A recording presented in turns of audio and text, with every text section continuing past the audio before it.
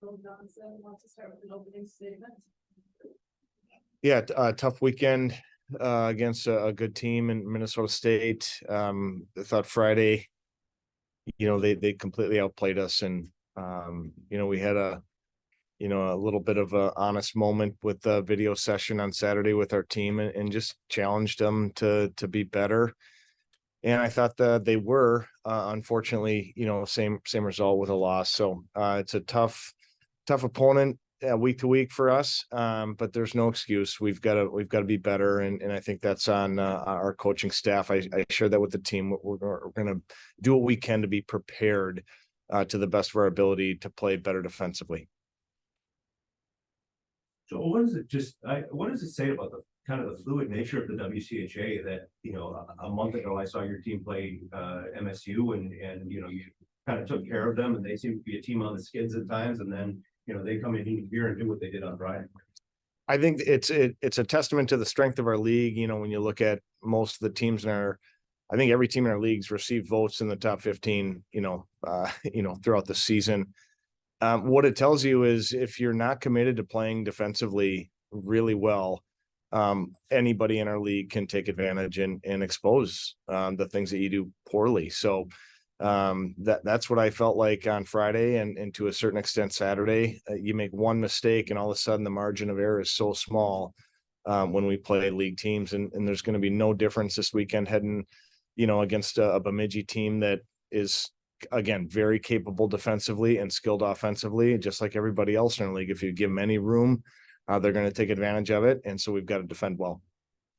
Early in the season, we were talking about all the new sources of offense on your team. You talk about defensive shortcomings this weekend. Is it almost like a whack-a-mole game sometimes where you figure out one side and then another problem pops up? It is. I think that's, some of our younger players who have had success offensively in the first half of the season need to learn how to play defense, and they, there's no way to teach like playing the game and watching the tape after. And so they're doing that. We're doing that.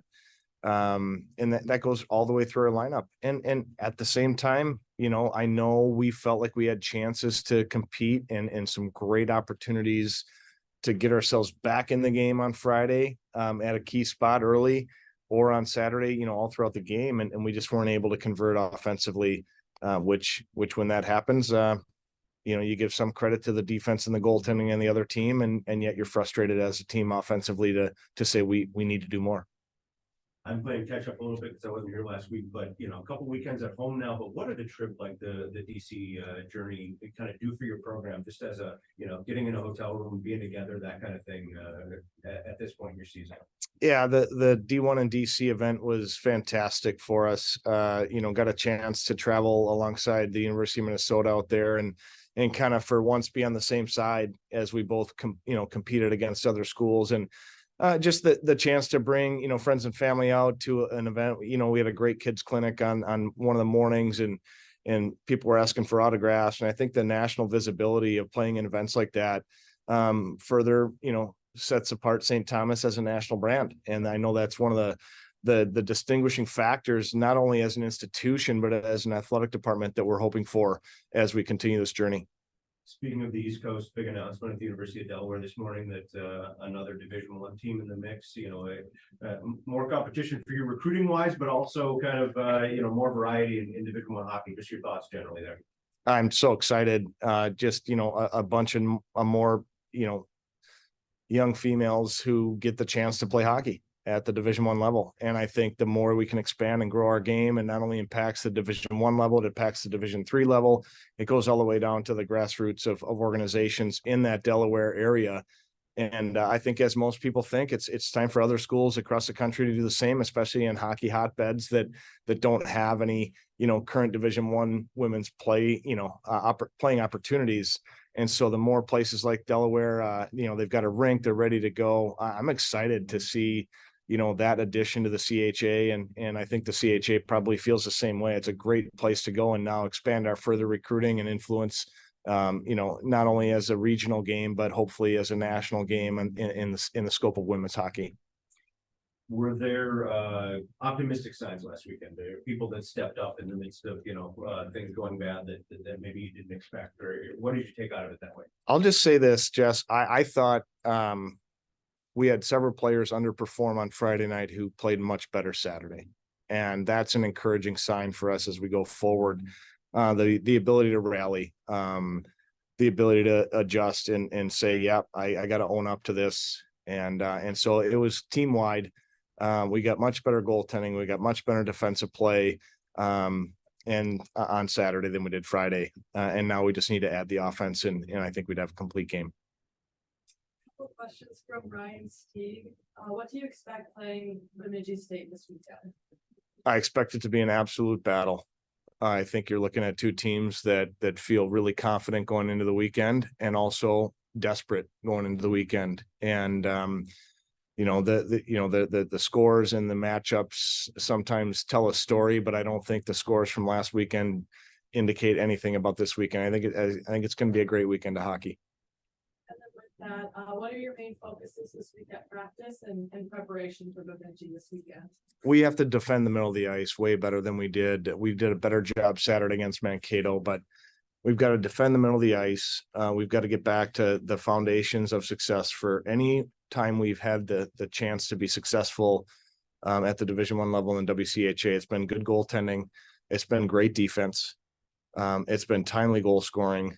And it's been really a desperate passion of sacrifice. And that's what I'm hoping for this weekend. Part of defending, obviously, is starting with possession of the puck. How are you doing in the face-off circle, and what are you looking for there? I think we've got some players that are feeling pretty confident. We've switched around some centers the past weekend, so we'll see how this weekend practice goes. So there's the center component where I feel pretty confident in who's doing what.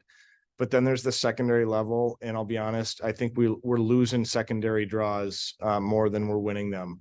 And that's just the edge battles, particular, depending on the zone, by a D or a wing, and making sure you're active and ready for that puck to drop, because I think that's an opportunity for us to gain possession. All of a sudden we're exiting in our defensive zone, we're attacking in the offensive zone. And it's an opportunity for us to be a lot better than we are. You're at that point in the season where I think everybody's kind of maybe looking forward to a break a little bit. How do you keep them focused on these two games and not look ahead to, well, we get all this time off next? I'm going to say it in about an hour and a half, Jess. I'm going to tell them to stay together. I think every hockey team I've ever coached right around early December when finals are coming up. And then it happens again for some reason in early February. Every hockey team goes through these it's long. This is getting tiring. This is getting, what are we going to do? And my encouragement to them is going to be, let's stay together. Let's finish well. Let's finish together. Michigan's men's coach, they're facing the same thing, about 5 weeks off. Mm-hmm. He said, we're going to go in with like another training camp before we start the second half. I mean, how do you approach it with that long of a layoff? Yeah, it's tough. I'm excited though. I think we'll get a good layoff, and then we've got some optional ice for people that are in the area, but also allow kids to go home to their families and have a great holiday season, spend Christmas and relax a bit. We expect them to train the whole time, but I'm excited because they'll come back refreshed. And then we've got a good week before we can do anything. And we're talking with St. Cloud about an exhibition game just to go up and just, play, all kinds of different hockey, whatever the exhibition rules allow us to do. Get as many people in the lineup just to kind of bang around against somebody that's not wearing your same colors. So I'm excited about coming back after the break. Obviously you got to plan for that, but our focus is certainly Bemidji this weekend. But I will be excited for a few days off. I know our players will too.